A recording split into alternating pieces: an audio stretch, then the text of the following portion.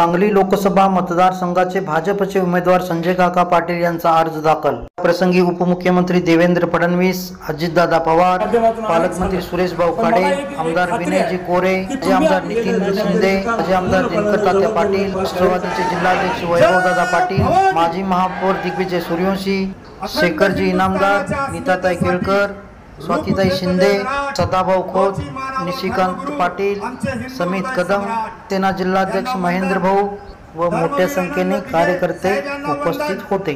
पत्रकार गीता मुदोळकर, नवप्रसारण न्यूज, सांगली। गोरगरिबांसाठी अतोनात मनापासून काम करणारे लाडके मुख्यमंत्री माननीय एकनाथ भाई शिंदे यांना प्रणाम। या लोकसभेचे लोकप्रिय उमेदवार माननीय संजय काका पाटील यांच्या पाठिंब्यासाठी आपण सगळे या ठिकाणी उपस्थित आहात। सर्व मान्यवर व्यासपीठ व उपस्थित सर्व मतदार बंधू भगिनी व सर्व शिवसैनिक मित्रांनो,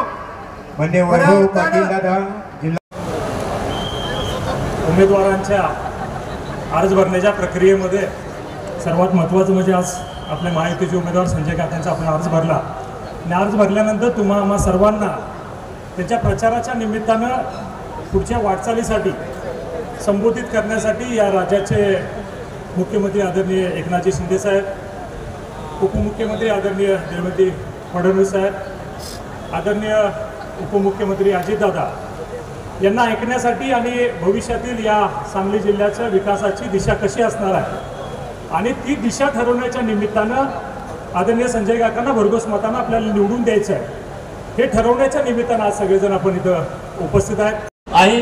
जिल्ह्यातलं वातावरण महायुतीचा उमेदवार मोठ्या फरकानं निवडून देण्याच्या मनस्थितीमध्ये आहे आणि त्यामुळे निश्चितपणे संजय काका तिसऱ्यांदा लोकसभेला मोठ्या फरकानं निवडून जातील आणि मोदी साहेबांच्यासाठी तिसऱ्यांदा मतदान करतील, एवढंच या निमित्तानं बोलतो आणि थांबतो।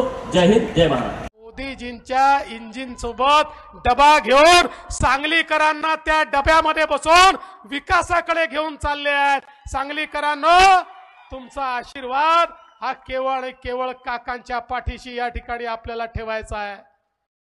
बाळ लहान असल्यापासून मी बघतोय त्याला, राजकारणामधलं परिपक्व नसलेलं नेतृत्व काय, तर त्या मुलाकडे आपण सगळी बघतोय।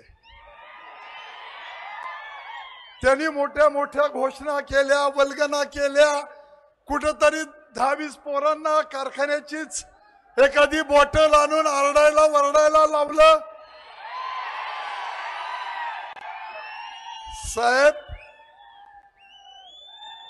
एवढी जिगरबाज आणि एवढी धाडशी माणसं परमेश्वरानं माझ्या पाठीशी उभा केलेत। आयुष्यामधला कसलाही प्रसंग जीवाची बाजी लावून ही माणसं माझ्या बरोबर राहिलेली आहेत। आमच्या चॅनलला लाईक आणि सबस्क्राइब करायला विसरू नका।